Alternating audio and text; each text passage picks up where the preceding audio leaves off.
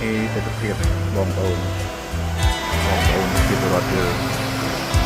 បងសម្លាញ់រកត្រីនៅទំនប់បងកំបិតហាងផ្ទះទឹកវិនិយោគដោយក្រុមប្រតិចិត្តនេះដីចុះច្រើនណាស់បងប្អូនប្រហែលពីគុំត្រីចុះយ៉ាងច្រើននឹងបានណាច្រើនបានយ៉ាងច្រើនបងសម្លាញ់តាមទឹកលេងច្រើននេះសម្លាញ់50 គីឡូបងប្អូនតែនេះបោតែមិនបាន2 គីឡូដែរយកទឹកពោត្រូវតែរងគេអត់មានថ្មីមានចាំត្រីបងអញ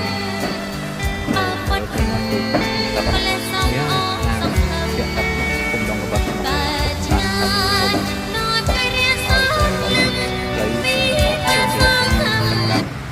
ត្រីច្រើនណាស់